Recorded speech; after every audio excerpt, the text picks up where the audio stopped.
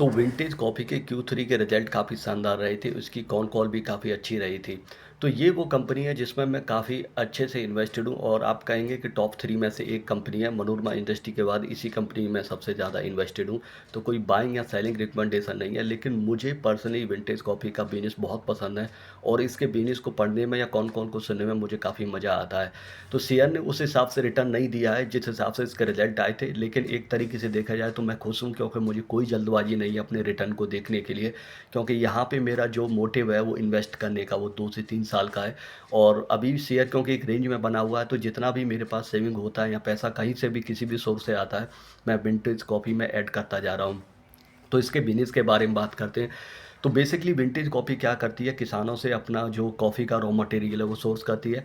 70 से 80% ये इंडिया से करते हैं, बाकी का 20% के करीब आपका जो अफ्रीकन कंट्रीज़ है वहाँ से मँगाते हैं। तो आने वाले दिनों में थोड़ा-सा ये अपना जो इम्पोर्ट्स है वो कॉफ़ी के रॉ मटेरियल का वो अफ्रीका कंट्री से बढ़ाएँगे, क्योंकि इनके कस्टमर का प्रेफ़रेंसेस उस कॉफ़ी को ज़्यादा है। उसका टेस्ट या क्वालिटी कह सकते हैं वो थोड़ा-सा बेटर है। तो एज़ ए फार्मर मुझे ये थोड़ा-सा गलत लगा, क्योंकि इंडियंस फार्मर्स से जितना ज़्यादा हो उतना ज़्यादा बेटर है। पर देखते हैं, कंपनी के प्रॉस्पेक्ट से चीज़ें देखनी होती हैं, वो ज़्यादा बेटर है। तो एज़ ए इन्वेस्टर मुझे कोई दिक्कत नहीं है इसमें। तो अगर इसके बिज़नेस की बात करूँ तो यहाँ पे 3 प्रोडक्ट मिस हैं। पहला आपका ड्राइड स्प्रे कॉफ़ी है, जिसमें क्या होता है कि कॉफ़ी के रॉ मटेरियल को जब ये किसानों से इकट्ठा कर लेते हैं, तो उसके जो मटेरियल्स होता है उसको हीट एयर के थ्रू एक पाउडर फॉर्म में लाया जाता है और उसको ज़्यादातर बल्क में बेचा जाता है या थोड़े से जो कंज्यूमर पैक्स वगैरह उसमें बेचते हैं। तो कंपनी ने शुरुआत में अपने बिज़नेस को ऐसे किया था, जहाँ पर ये अपने जो कॉफ़ी है उसके रॉ रॉ मटेरियल को बल्क फॉर्म में ज़्यादा बेचते थे। अभी धीरे-धीरे इनका जो परसेंटेज है वो कंज्यूमर पैक्स में बढ़ता जा रहा है और इससे इनके मार्जिन्स भी आने वाले दिनों में बेटर होते जाएँगे। दूसरा आपका होता है प्रोडक्ट मिक्स में एग्लोमेरेटेड कॉफ़ी, जिसको आप द इंडियन जो फार्मर्स होते हैं वो दानेदार कॉफ़ी भी बोलते हैं। तो इसमें क्या होता है कि जो नेक्स्ट स्टेप में आप कॉफ़ी को पाउडर वाली जो चीज़ होती है उसको थोड़ा-सा और आगे ले जाके उसको दानेदार फॉर्म में लाते हैं। तो ये थोड़ा-सा इसका टेस्ट बेटर होता है, इसकी क्वालिटी बेटर होती है और प्राइस भी बेटर मिलते हैं। तीसरी है आपकी फ्रीज़ कॉफ़ी, ये सबसे बेटर कॉफ़ी है। ये एक तरीके से आप कह सकते हैं कि प्रीमियम रहता है। यहाँ पे टेस्ट भी और 40% प्राइस भी इसकी हाई रहती है। तो आने वाले दिनों में कंपनी का फ़ोकस इसी तीसरे वाले सेगमेंट पे रहने वाला है, जहाँ पे मैनेजमेंट का मानना है कि 8 से 10% का इस प्रोडक्ट का डिमांड रहता है, सीएजीआर कह सकते हैं आप। तो इसी पे कंपनी का ज़्यादा फ़ोकस है, हर तरफ से डिमांड कंपनी को इसी तरफ से इसी वाले प्रोडक्ट के लिए आ रही है। तो करंट कैपेसिटी की बात करें तो 6500 मैट्रिक टन पर एनम का कंपनी का जो करंट कैपेसिटी है, जो कि अभी 100% यूटिलाइज़ेशन पे चल रहा है और 4500 मैट्रिक टन पर एनम की कैपेसिटी इनकी मार्च 2026 से ऐड ऑन हो जाएगी।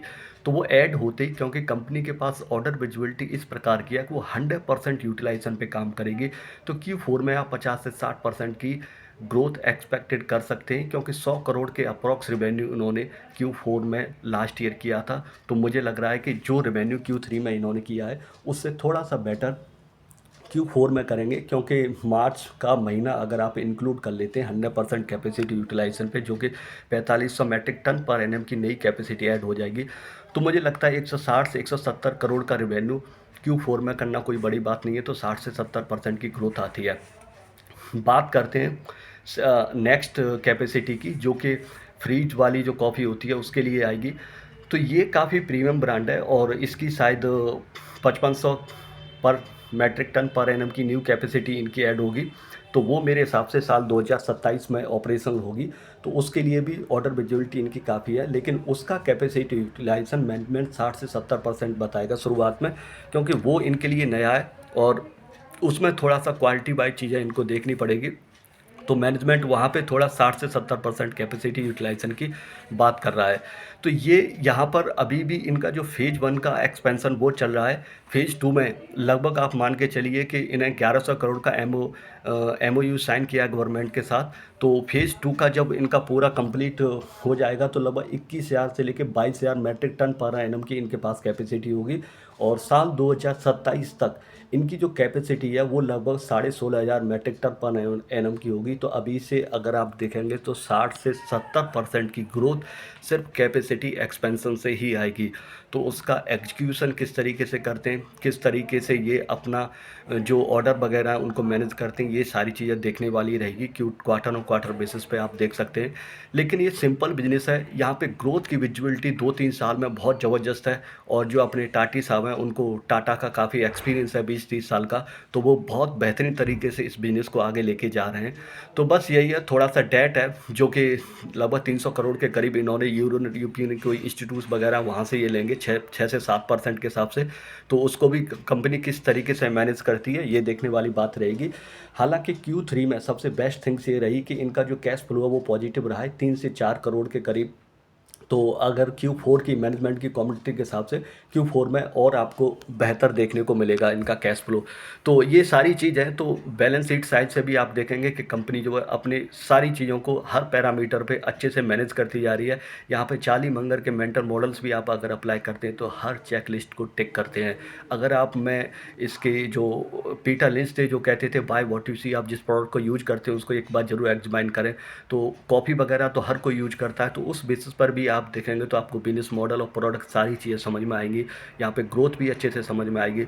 तो मेरी तरफ से कोई बाइंग या सेलिंग रिकमेंडेशन नहीं है, बट मैं कह सकता हूँ कि ये वो बिजनेस है जिसमें अगर आप इन्वेस्ट करेंगे तो बिजनेस ही अपने आप में 60 से 70% के हिसाब से ग्रोथ कर रहा है। तो 32 के प्राइस टू अर्निंग पे ये अवेलेबल है, 20 के करीब इसके रिटर्न ऑन इक्विटी ROC ही है। तो मुझे लगता है कि आने वाले दिनों में ये शेयर ये कंपनी बहुत बेहतर करने जा रही है। तो अभी के लिए बस इतना ही। Thanks for listening, take care, bye bye.